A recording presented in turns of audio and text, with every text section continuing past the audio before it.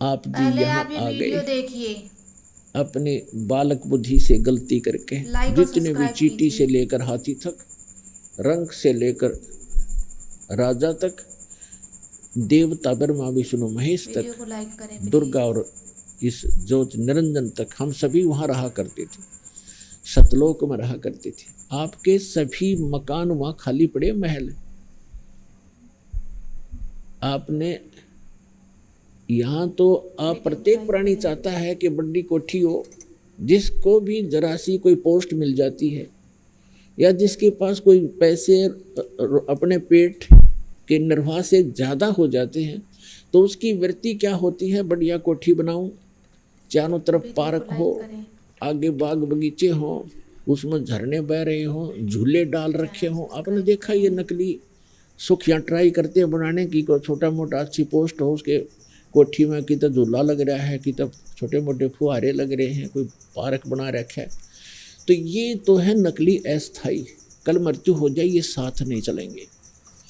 और सतलोक के अंदर बहुत लंबे चौड़े आपके प्रत्येक का अलग अलग दूर दूर स्थान है, अलग अलग बाग बगीचे हैं, हर तरफ सदा बाहर उसमें फल लगे रहते हैं, फुहारे छूट रहे होते हैं, हीरे पन्ने लालों के तो वहाँ पर पहाड़ हैं, वीडियो को जैसे यहाँ लाइक पत्थर के करें, पहाड़ चैनल हैं। सब्सक्राइब करें। तो ऐसे लोग को छोड़कर हम यहाँ आ गए।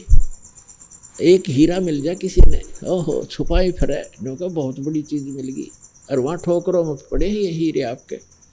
तो कहने का भाव ये है कि हम उस सुख में सथल को छोड़कर अपनी बालक बुद्धि से गलती से यहाँ फंस गए। वीडियो को लाइक करें, चैनल और सब्सक्राइब यहाँ से करें। निकालने का तरीका केवल वो समर्थ ही बताता है। ये काल भगवान हमें इस ज्ञान का पता नहीं लगने देता।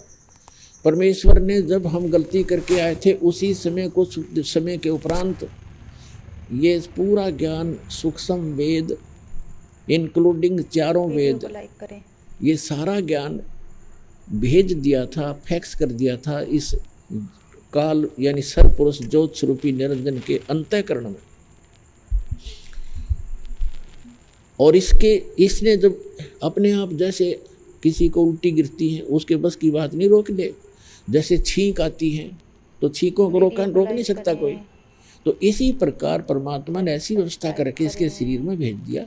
कुछ समय के बाद इसने ऐसी छींक आई और एकदम ये चारों वेद बाहर आ गए, समुद्र के ऊपर गिर गए, एक सुंदर सुसज्जित ट्रे के ऊपर।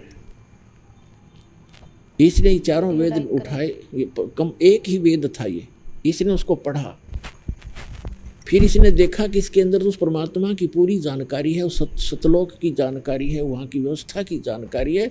और मेरे अंतर्गत जितने प्राणी हैं इनको वो पता लग गया तो सब भाग जाएंगे। और तेरे को श्राप लगा, इसको श्राप लगा है इसकी गलती से 1,00,000 मानव शरीरधारी प्राणियों का नियत आहार करने का। तो इसको इस उद्देश्य से इसने उस सूक्ष्म वेद का वो पार्ट, वो अंग उसको निकाल दिया उसमें से, जिसमें उस लोक की जानकारी और उस भक्ति की विधि थी। वो थी भले ही कोड वर्ड्स में, तो इसने वो बिल्कुल जानकारी समाप्त कर दी। और वो वेद रख जरूर दिए, क्योंकि यहाँ के इसको भी चाहिए थे, इसके ऋषि मुनियों को इसमें जख मारने के लिए वो रख दिए, जिसमें कोई मोक्ष मार्ग नहीं है, ज्ञान अवश्य है इन चारों वेदों में। वीडियो को लाइक करें और मंत्र अपने अपने सत्र का छोड़ दिया, ओम मंत्र छोड़ दिया, बाकी खत्म कर दिया। तो जिस कारण से इस कंप्लीट स्पिरिचुअल नॉलेज को, यानी सारे दातम ज्ञान को और कंप्लीट मेथड ऑफ वर्शिप को, वे ऑफ वर्शिप को, कंप्लीट कोर्स, पूर्ण ये मोक्ष भक्ति मोक्ष मार्ग को, मोक्ष विधि को और संपूर्ण कर्मों की जानकारी देने के लिए, इन सब को बताने के लिए वो परमेश्वर स्वयं आता, उस अक्षति को पूर्ति करने के लिए। और जो आज हम सत्संग सुन रहे हैं ये उसी उपलक्ष्य में है कि वो परमात्मा आज से लगभग 600 वर्ष पूर्व सन 1398 में वो परमात्मा सतलोक से अपने निज स्थान से सुखमय स्थान को छोड़कर अपनी आत्माओं के लिए आपके लिए भटक रहे हैं भगवान। वहाँ से चलकर वीडियो लाइक करें, यहाँ भारतवर्ष की काशी शहर में, भारतवर्ष की नगरी काशी में एक लहर तारा नामक तालाब के अंदर एक कमल के फूल के ऊपर आकर विराजमान हो गए सतलोक से चलकर। और फिर वहाँ से एक नीरू नीमा नाम के जो निसंतान थे पति पत्नी, वो उठा ले गए। परमात्मा की परवरिश की लीला उन्हीं के माध्यम से हुई।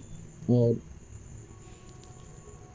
वो जुलाहे थे, कर्म से जुलाहे थे, जिस कारण से परमात्मा भी जुलाहा कहलाए। वो भी वही कर्म करते थे, क्योंकि परमात्मा जैसे बहुत बार दास बताता रहा है कि परमात्मा हमारी 3 स्थिति में हम सबकी केयर टेक करता है, देखभाल करता है। एक स्थिति में तो परमात्मा सतलोक में एक बहुत बड़े गुम्बज के अंदर मंदिर नुमा एक बहुत बड़ा गुम्बज है, उसके मध्य में एक सिंहासन पर विराजमान है, तख्त पर, सिंहासन पर, तख्त पर, और सिर पे मुकुट है मालिक का। वीडियो को लाइक करें। ऊपर एक बहुत बड़ा सफेद छत्र है। वहां जैसे राजा विराजमान होते हैं ऐसे बैठे हैं, और उनके एक रोमकूप में करोड़ सूर्य करोड़ चंद्रमा मिला दे, इतनी रोशनी उनके एक रोमकूप की समझो। और पूरी बॉडी की कितनी होगी अंडरस्टूड है। चैनल सब्सक्राइब करें। एक सतीथि तो वो है, और इसका प्रमाण वेदों में भी है।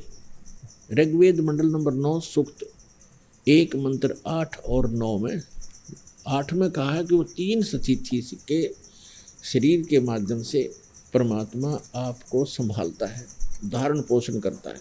और दूसरी सतीथि उसकी है कि वहाँ से चलकर आता है, एक शिशु रूप धारण कर लेता है, अपने रूप को हल्का कर लेता है, शरीर अपने स्वरूप को हल्का करके हल्के तेज गुण का बना के एक शिशु रूप धारण करके कमल के फूल पर विराजमान होते हैं। प्रत्येक युग में ये लीला करते हैं।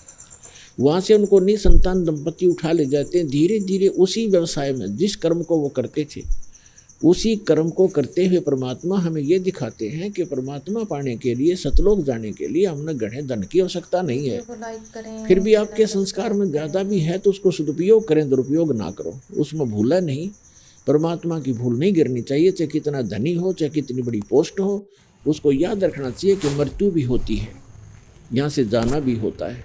तो तब फिर वो व्यक्ति गलती नहीं करता।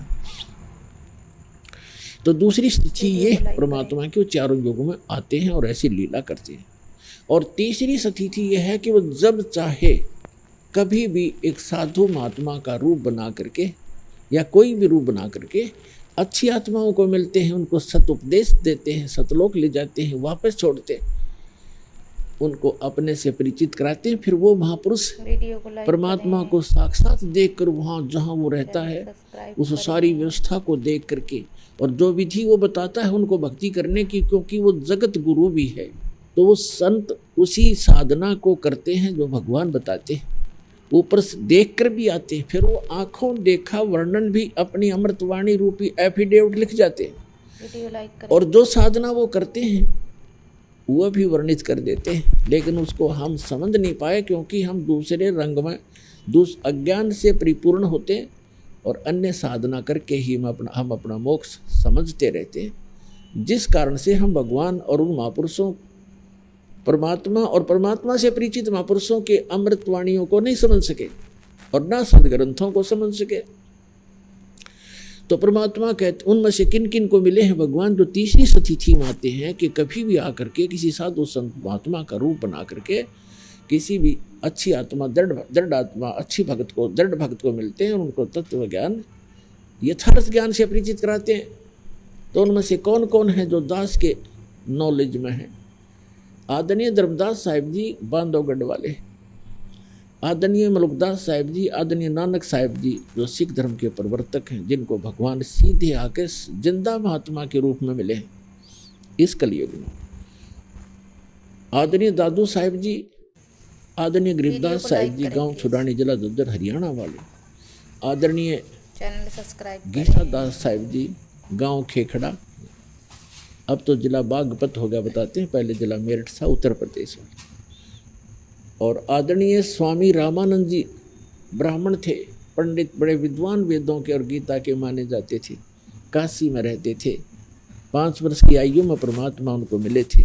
तो इन महापुरुषों को परमात्मा मिले और उनको सचखंड लेकर वापस छोड़ा, उस सुख में स्थान पर ले गए जहाँ के गुणगान ये दास कर रहा है कि वहाँ जाने के बाद जीव की कभी जन्म मृत्यु नहीं होती, लेकिन वहाँ जाने की एक विधि है स्थायी स्थान पाने की। वैसे तो सभी महापुरुष गए, उन्होंने सब ने यही कहा कि भगवान हमें यहीं रख लो। तो परमात्मा ने उनसे कहा कि बच्चों ऐसे नहीं रख सकेंगे, आप जाइए, आपको ऐसे मंत्र देंगे, अब शीघ्र ही धनी हो जाओगे सत भक्ति करके, और उस भक्ति की शक्ति से आप यहाँ आ सकोगे। तो उन्होंने ऐसा ही किया, भक्ति की जो यथार्थ भगवान ने बताई थी, और सतलोक चले गए, अपना आँखों देखा, जो भी विवरण था, जो साधना उन्होंने की, जो सचखंड जैसा है वहाँ ऐसी स्थिति है, वो अपनी अमृत वाणी में उन्होंने बोल बोल के लिखती